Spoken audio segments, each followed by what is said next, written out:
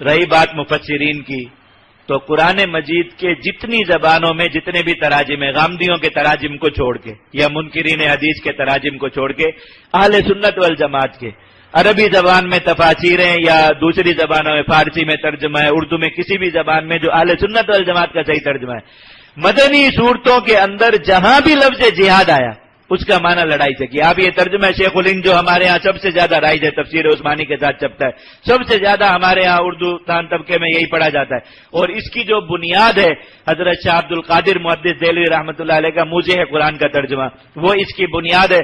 حضرت شیخ الہند رحمۃ اللہ علیہ نے اپنے زمانے کی اردو کے اعتبار سے اس کو آسان کیا، اور پھر حضرت شیخ الہند کے ترجمے کی آگے تشہیر کی حضرت مولانا احمد علی لاہوری رحمۃ اللہ علیہ نے، جو ان کا ترجمہ قرآن مشہور ہے۔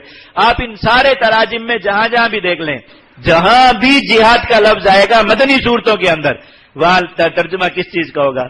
یجاہدون، لڑتے ہیں، جاہدو، لڑو، یہ سارے اسی طریقے سے جہاد فی سبیل اللہ، اللہ کے راستے میں لڑائی، یہی ترجمہ ہر جگہ پہ اس کا آئے گا۔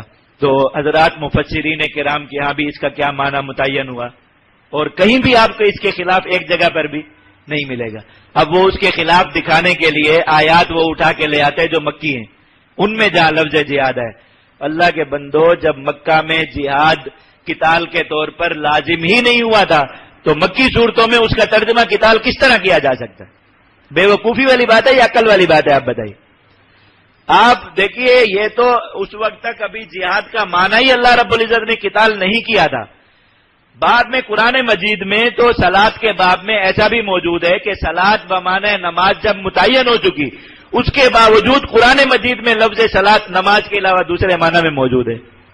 وصلی علیہم، اللہ کے نبی صلی اللہ علیہ وسلم کو کہا گیا کہ آپ ان لوگوں کے لیے استغفار کریں۔ وصلی علیہم کیا مطلب ہے اس کا؟ نماز پڑھیں ان پر۔ اس کا مطلب ہے کہ ان کے لیے رحمت کی دعا کیجیے۔ ان صلاتک سکن لہم، آپ ان کے لیے رحمت کی دعا کریں گے، ان کے دلوں کو تسکین ہو جائے گی۔ یہ جو لوگ جہاد میں جانے سے رہ گئے تھے، اللہ تعالیٰ نے ان کے بارے میں نبی کریم صلی اللہ علیہ وسلم جب انہوں نے استغفار کا مطالبہ کیا، حضور نے ان کے لیے استغفار کیا تو اللہ میں کہ آپ ان کے لیے ساتھ رحمت کی دعا بھی کیجیے۔ اب یہاں پر صلاۃ کا معنی کیا ہے؟ رحمت کی دعا کرنا۔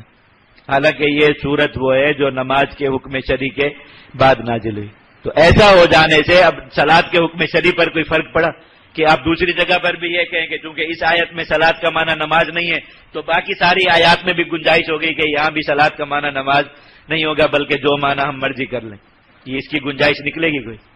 اور پھر ایک بات ہر مسلمان جانتا ہے، سمجھتا ہے کہ جس مسئلے پر امت کے فقہا، محدثین، مفسرین میں سے کسی ایک طبقے کا بھی اتفاق ہو جائے وہ حتمی ہو جاتا ہے امت کے لیے، اور یہاں پر میں آپ کو عرض کر رہا ہوں کہ تینوں طبقات کا ایسا اجماع اور اتفاق ہے کہ آپ کو اس کے خلاف کی ایک مثال بھی نہیں ملے گی۔ ایک مثال پورے وثوق کے ساتھ آپ کا کہہ، پورے ذخیرہ احادیث میں ایک مثال ڈھونڈ کے بتا دیں، پورے ذخیرہ فقہ میں ایک مثال ڈھونڈ کے بتا دیں، پورے ذخیرہ تفسیر میں ایک مثال ڈھونڈ کے بتا دیں، کہیں بھی نہیں ملے گی۔